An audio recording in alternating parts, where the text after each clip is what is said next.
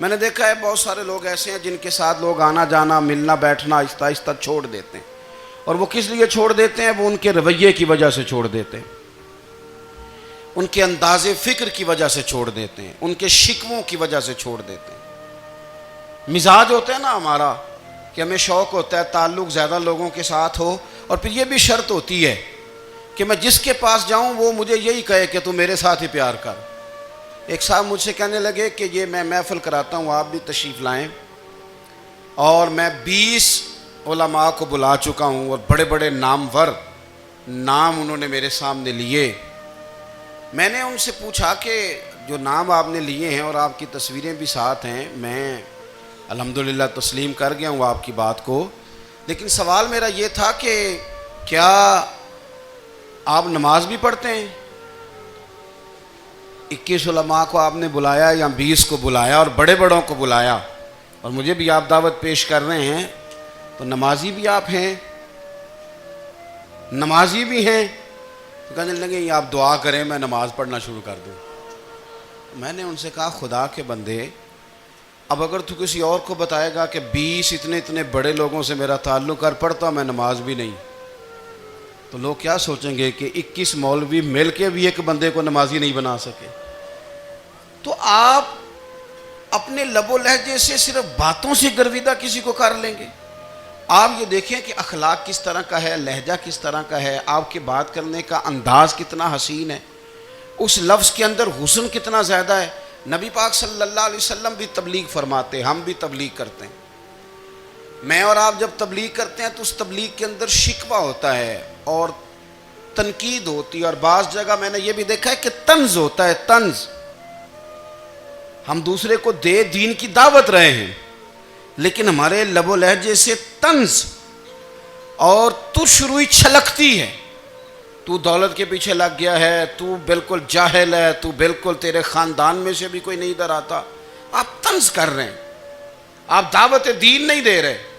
دعوت دین تو گلدستے میں رکھ کے پیش کی جاتی ہے، اس کی تو ایک خوبصورتی ہے، اس کا تو ایک حسن ہے، اس کی تو اپنی ایک جاذبیت ہے، اس کی اپنی ایک نورانیت ہے۔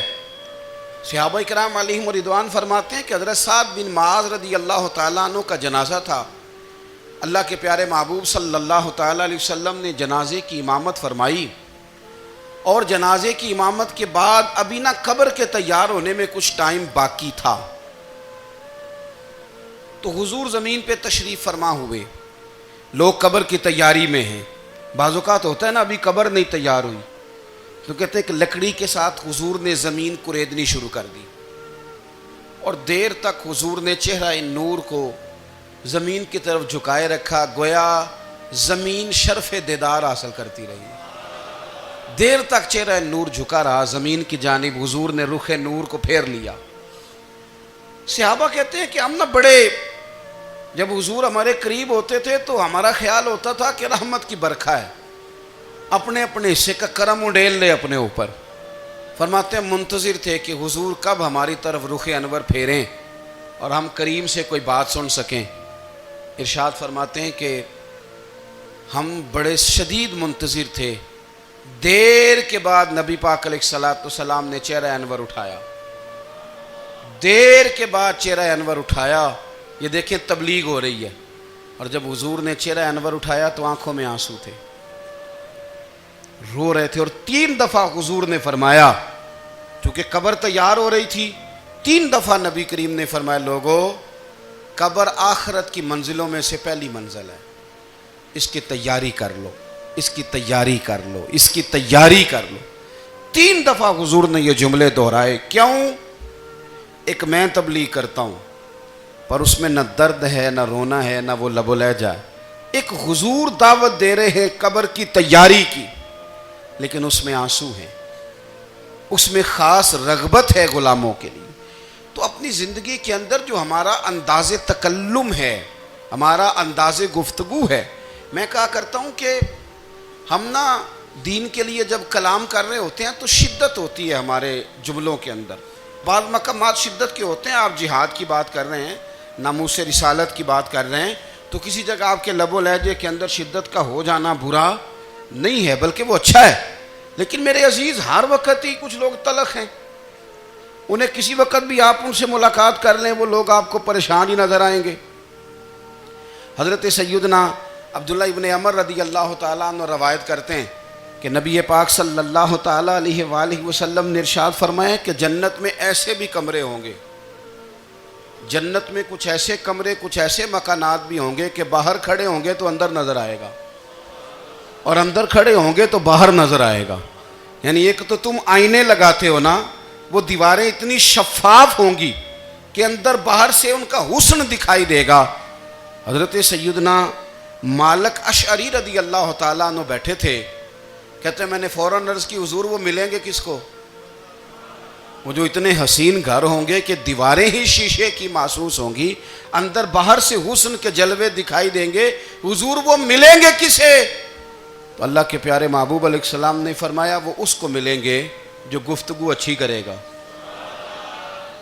جو گفتگو اچھی کرے گا، لب و لہجہ اخلاق والا ہوگا، گفتگو اچھی کرے گا، لوگوں کو کھانا کھلائے گا، اور جب لوگ سو رہے ہوں گے تو وہ اٹھ کے اپنے رب کی عبادت کرے گا۔ اس شخص کو وہ مکانات ملیں گے جن کی دیواریں آئینے کی مانند ہوں گی، جن کا حسن تازہ ہوگا، جن کو اللہ تبارک و تعالیٰ نے اپنے فضل سے مزین کیا ہوگا، سنوارا ہوگا۔ ہم اگر تھوڑی سی توجہ کریں نا تو کئی دفعہ وقت گزر جاتا ہے، لہجہ نہیں بھولتا، لہجہ یاد رہتا ہے۔ آپ تو 2 منٹ کے لیے غصے میں تھے نا، تو آپ نے کوئی بات کر دی کسی غریب کو، کسی شخص کو، آپ غصے میں تھے، آپ نے کہہ دیا، اس بیچارے نے سن لیا، لیکن وہ باتیں اسے سونے نہیں دیتی، بار بار یاد آتی۔ کوئی آپ کے ساتھ تلخ کلام کر دے نا، کبھی تلخ گفتگو کر دے، بندہ جب سامنے آتا ہے وہ باتیں یاد آ جاتی ہیں، تکلیف ہوتی ہے، اور وقت گزر جاتا ہے۔ لڑائیاں ہمیشہ چل نہیں سکتی۔ لڑائی کتنی دیر کی ہوتی ہے؟ 1 دن کی، 2 دن کی۔ قتل بھی ہوں تو اگر قاتل کو پھانسی بھی ہو جائے تو پھانسی کے بعد بالآخر لڑائی تو ختم ہو ہی گئی نا۔ لڑائی ہمیشہ چلتی، تلخی ہمیشہ چل سکتی نہیں۔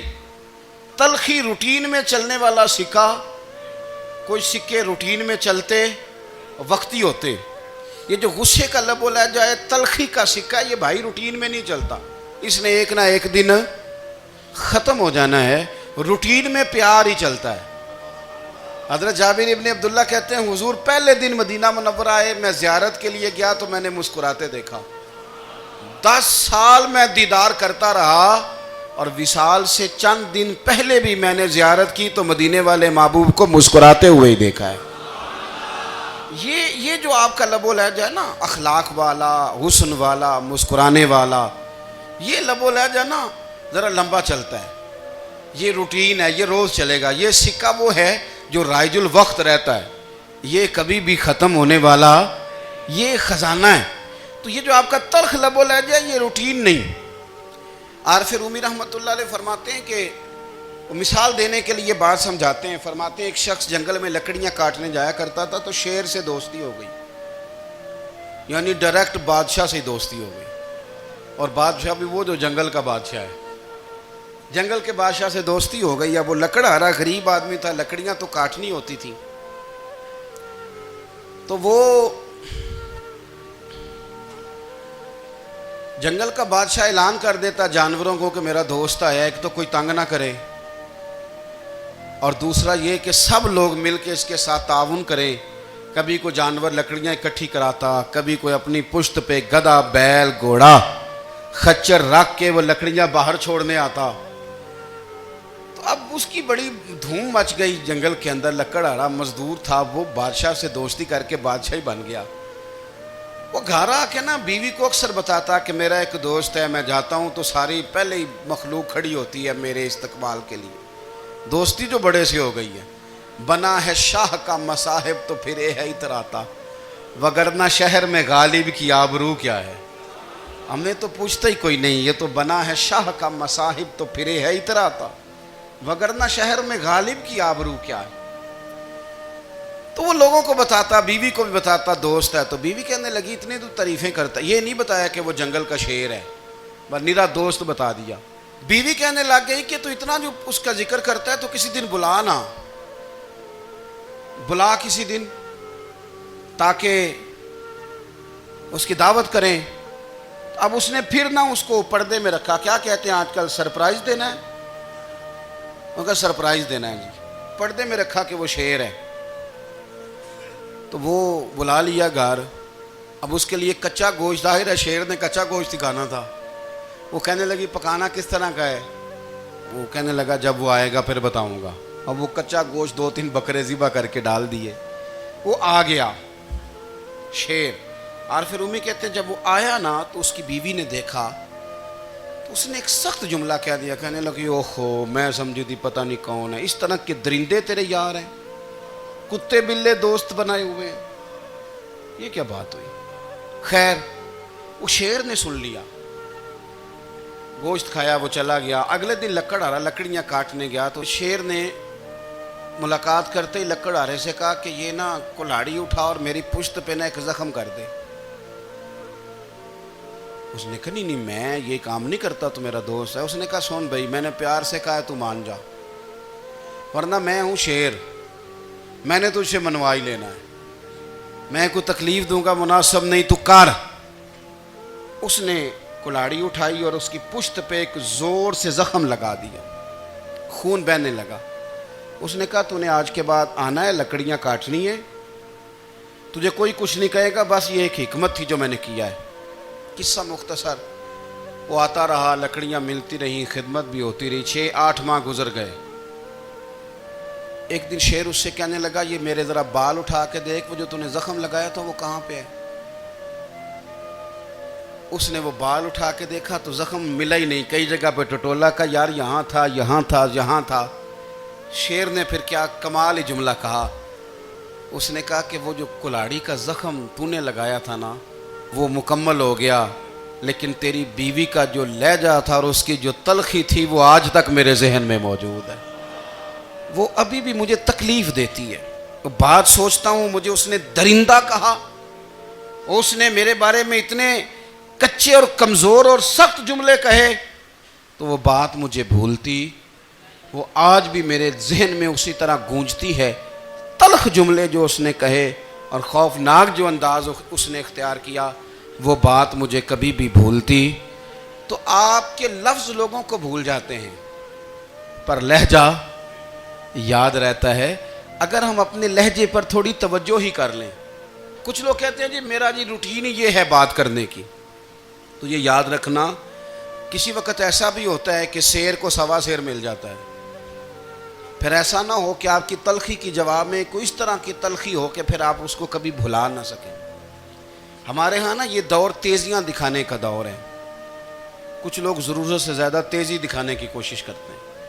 ان بیچاروں کا کبھی کبھی اتنا سخت نقصان ہوتا ہے کہ ان کو ان سے بھی کئی گنا تیز بندہ مل جاتا ہے. وہ کسی ایسی جگہ جا کے بیچارے الجھ جاتے ہیں جہاں سے واپسی کا راستہ نظر نہیں آتا. حضرت ہانی رضی اللہ تعالیٰ عنہ اپنی قوم کے ایک وفد کے ساتھ نبی پاک صلی اللہ علیہ وسلم کی بارگاہ میں حاضر ہوئے. نبی پاک علیہ السلام نے ان کی ساری باتیں سنی. تو ان میں سے ایک شخص نے عرض کی یا رسول اللہ صلی اللہ علیہ وسلم, میں نا زیادہ باتیں نہیں یاد رکھ سکتا. حضور میں شاید کمزور حافظے والا ہوں, زیادہ باتیں نہیں میں یاد رکھ سکتا. حضور مجھے کوئی ایک ایسی بات آپ ارشاد فرما دیں کہ میں عمل کروں تو پھر جنت میرا مقدر بن جائے. میں چاہتا ہوں کہ مجھے کچھ ایسا مل جائے کہ میں اسی پر عمل. وہ کہا تھا نا درویش نے کہ علم و بس کری ہو یار, کیونکہ ایک کوئی حرف تینوں درکار. تو مجھے کوئی ایسی چیز مل جائے کہ وہ پھر جنت میرا مقدر بنے. تو حضور نے فرمایا 3 کام کرنا. ایک تو گفتگو جب بھی کرنا اچھی کرنا. تمہارا لب و لہجہ, تمہاری گفتگو میں کبھی کوئی کمزوری نہ آئے. گفتگو اچھی کرنا, اچھی گفتگو. اور دوسرا حضور نے فرمایا سلام کو عام کرنا. اور تیسرا فرمایا لوگوں کو کھانا کھلانے میں رغبت پیدا کرنا. یہ کام کر, پھر اللہ تبارک و تعالیٰ تیرے مقدر میں جنت کو شامل فرما دے گا. تو میرے عزیز آپ اس بات کو سمجھیں کہ ہمارے اخلاقی رویے, ہمارا کردار, ہمارا لب و لہجہ, ہم نا ڈنڈے کے زور پر حکومت قائم کرنا چاہتے ہیں. آپ کو پتہ ہے بہت سارے ملکوں میں دین گیا اور پھر اللہ تعالیٰ معاف کرے بعض جگہ پہ دینی اقدار کو، دینی لوگوں کو زوال بھی آیا۔ بر صغیر پاک و ہند میں دین آیا لیکن اللہ کے فضل سے زوال نہیں آیا اور کبھی آئے گا بھی نہیں، کبھی آئے گا بھی نہیں۔ وہ جو ہم پہ بڑا اعتراض کرتے ہیں نا ہمارے معاملات پہ اور بڑے بڑے فتوے دیتے ہیں، یہ بات وہ بھی کہتے ہیں کہ ان کے دلوں میں عشق رسول کی شمع بہت زیادہ فیروزہ ہیں، یہ بیگانے بھی مانتے ہیں۔ کیوں بھلا؟ اس کی وجہ سمجھیں، ہمیں جو دین پڑھایا ہے وہ صوفیاء نے پڑھایا ہے، اور صوفی جو دین پڑھاتا ہے نا اس کا لب و لہجہ میٹھا بڑا ہوتا ہے، اس کے لب و لہجے میں اخلاص بڑا ہوتا ہے، اس کے لب و لہجے میں للہیت بڑی ہوتی ہے، تلخی نہیں ہوتی۔ تو وہ دین پڑھاتے نہیں، وہ گھول کے پلا ہی دیتے ہیں۔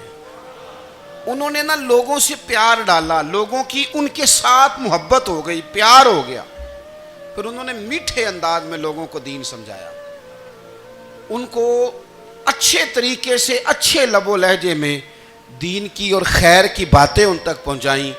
اس کا فائدہ یہ ہوا میرے عزیز کہ لوگوں کی روحوں تک دین اتر گیا ہے۔ ہمارے وہ بچے جن کی عمریں ابھی بالکل چھوٹی ہوتی ہیں، 4 سال 5 سال کی، وہ بھی رسول پاک کا نام لیتے ہیں تو بڑے وجد کے عالم میں لیتے ہیں۔ کیوں؟ اس لیے کہ ہمارے بزرگوں نے ہمیں اچھے طریقے سے، اس لیے نبی پاک صلی اللہ تعالیٰ علیہ وسلم نے فرمایا کہ حسن اخلاق والا آدمی اپنے اخلاق کی بنیاد پر نفلی روزہ رکھنے والوں اور رات کو قیام کرنے والوں سے زیادہ فضیلت حاصل کر لیتا ہے، اس لیے کہ اس کا اخلاق، اس کا لب و لہجہ، اس کا انداز، اس کی گفتگو، وہ جو گفتگو اس کی ہوتی ہے وہ اتنی میٹھی ہوتی ہے کہ لوگوں کے دل نہیں ٹوٹتے، بلکہ بعض اوقات اس کی گفتگو کی وجہ سے جو غم زدہ آدمی ہوتا ہے اسے سکون مل جاتا ہے، اسے تسلی۔ دیکھیں، انسان نے انسان رہنا ہے، اس نے نہ فرشتہ بننا ہے معاذ اللہ، نہ اس نے خدا بننا ہے، اس نے انسان رہنا ہے، لیکن وہ کچھ بھی نہیں کسی کا سنوار سکتا، صرف اتنا ہے کہ اگر آنے والے کی وہ صرف اشک شوئی کر دے، بات توجہ سے سن لے اور جاتے وقت 2 جملے تسلی کے بول دے، اور اس کے جو بول ہوں وہ ذرا میٹھے ہوں، میٹھے، ککھ سواد نہیں مشری اندر، اساں کھنڈا میں چکھ ڈٹھیاں پر انہاں ساریاں شیواں نالوں گلاں سجن دیاں مٹھیاں۔